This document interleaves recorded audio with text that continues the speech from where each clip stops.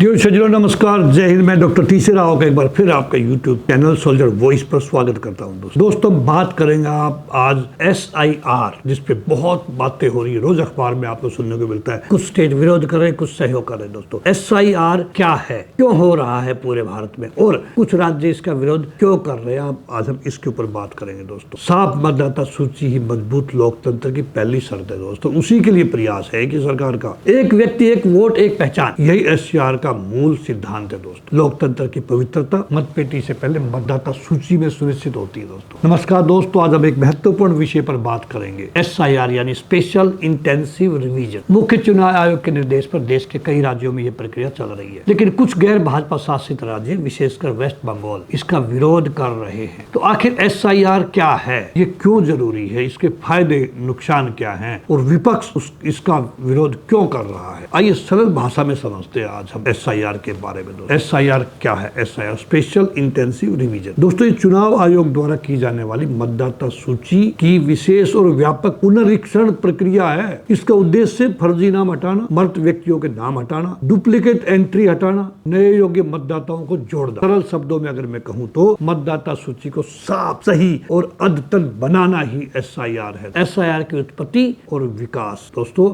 भारत में मतदाता सूची का पुनरीक्षण हर साल होता है, कोई नया नहीं है ये। लेकिन जब चुनाव आयोग को लगता है कि बड़ी संख्या में गलत नाम हैं, जनसंख्या में भारी बदलाव हुआ है या प्रवासन माइग्रेशन बढ़ा है, तब ये स्पेशल इंटेंसिव रिवीजन लागू किया जाता है। इसलिए भारत के संविधान के अनुच्छेद 324 के तहत चुनाव आयोग को यह अधिकार है कि वे चुनाव प्रक्रिया को निष्पक्ष बनाए रखने के लिए आवश्यक कदम उठाएं। SIR के उद्देश्य और एम्स एंड ऑब्जेक्टिव्स दोस्तों क्या है? SIR के मुख्य उद्देश्यों में एक है चुनाव को निष्पक्ष और पारदर्शी बनाना, दूसरा है फर्जी मतदान रोकना, तीसरा है मतदाता सूची को अद्यतन करना, उसका वेरीफाई करना, उनको लोकतंत्र की विश्वसनीयता बढ़ाना, नए युवाओं को वोटर सूची में जोड़ना। लोकतंत्र की मजबूती की शुरुआत सही मतदाता सूची से ही होती है। दोस्तों SIR के फायदे क्या है? दोस्तों फर्जी वोटिंग कम होगी आने वाले समय में, किसी भी चुनाव में चुनाव परिणामों की विश्वसनीयता बढ़ेगी, अवैध घुसपैठियों के नाम हटाए जा सकते हैं, मृत या स्थानांतरित व्यक्तियों के नाम भी हटेंगे, युवा मतदाताओं का पंजीकरण आसान होगा। इससे एक व्यक्ति एक वोट का सिद्धांत मजबूत होता है। दोस्तों SIR के नुकसान या चुनौतियां क्या, जो लोग कह रहे हैं बार बार, डिसएडवांटेजेस क्या है? असली मतदाताओं के नाम गलती से हट सकते हैं इसमें, अगर मतदाताओं ने ध्यान नहीं दिया तो, अफसरों से चूक हो गई तो। गरीब और प्रवासी मजदूरों को दस्तावेज साबित करने में कठिनाई भी हो सकती है। राजनीतिक दुरुपयोग का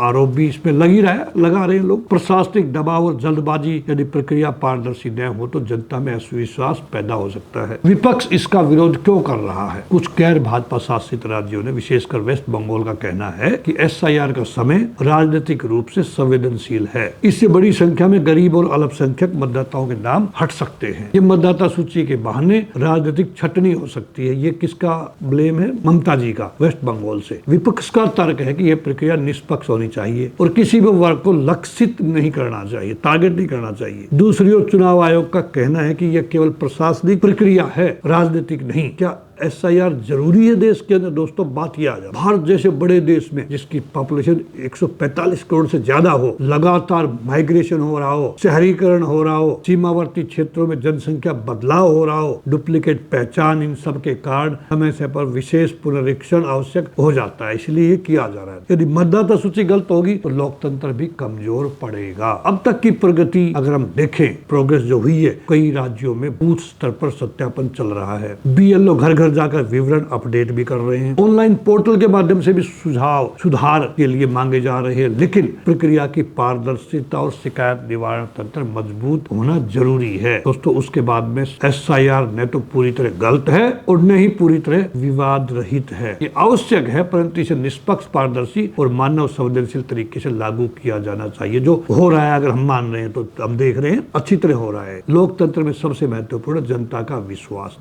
दोस्तों अंत में मैं यही कहूंगा, लोकतंत्र केवल मतदान का दिन नहीं होता। लोकतंत्र की नींव मतदाता सूची से शुरू होती है और जिसके लिए प्रयास किए जा रहे हैं। करेक्ट मतदाता सूची तैयार करना। SIR का उद्देश्य सूची को शुद्ध बनाना है, लेकिन यह तभी सफल होगा जब किसी नागरिक का अधिकार न छीना जाए और प्रक्रिया पारदर्शी रहे। लोकतंत्र संख्या से चलता है और विश्वास से टिकता है। दोस्त चुनाव निष्पक्ष तभी होंगे जब मतदाता सूची निष्पक्ष होंगी। सच्चा सुधार वही है जिसमें व्यवस्था भी मजबूत हो और नागरिक का अधिकार भी सुरक्षित। आपकी क्या राय है दोस्तों, क्या एसआईआर जरूरी है, इसमें सुधार की आवश्यकता है? कमेंट में जरूर लिखें। दोस्तों सरकार बहुत अपनी पूरी मशीनरी लगा रखी है और सरकार की नीयत में खोट नहीं है, ये मेरा मानना है, क्योंकि मैंने इसके ऊपर बहुत अध्ययन किया है। और एक बीमारी है जो हमारी राजनीतिक पार्टीज में, जो हमारे देश में आज के दिन, उस पे मैंने एक वीडियो भी बना ही रहा हूं मैं, और मैंने एक पुस्तक लिखी दोस्तों इसके ऊपर, वोट्स फॉर सेल। हिंदुस्तान की आज का जो चल रहा है माहौल, हर स्टेट के अंदर कैसे मुफ्त में बांटी जा रही इनकम टैक्स पेयर्स के पैसे को, कैसे बांटा जा रहा मुफ्त में, लोगों को निकम्मा किया जा रहा है। दोस्तों उसमें लिखा हुआ है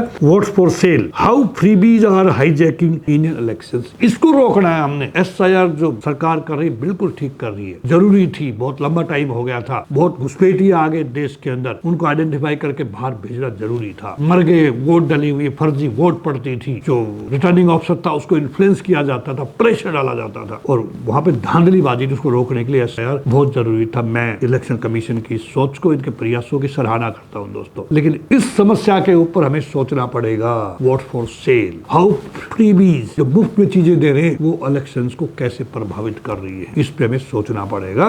बिकॉज वो एक इनकम टैक्स पेयर्स का पैसा है, वो देश के विकास में लगे, इसमें क्यों लगे? काम करके खाए कोई, ये जैसे रशिया के अंदर कम्युनिस्ट कंट्री में है, जो काम कर सकता है वही खाएगा। लेकिन हिंदुस्तान के अंदर लोग धीरे धीरे करके, युवा खासकर, निकम्मे होते जा रहे हैं, काम करने की नीयत उनकी रहती नहीं है, बिकॉज उनको घर में फ्री का 5 किलो अनाज मिल जाता है, और क्या चाहिए उसको, साथ में तेल भी मिलता है, और भी बहुत चीजें मिलती है उनको फ्री की। दोस्तों तो हमें नागरिकों को, देशवासियों को सोचना होगा, सरकार को सपोर्ट करें हम, और सरकार से कहें कि ये फ्री में हमें नहीं चाहिए, मेहनत से कमाना जानते हैं, मेहनत करके ही हम खाएंगे, तभी हम एक स्वाभिमान से जिंदा रह पाएंगे। दोस्तों इसी के साथ नमस्कार, जय हिंद।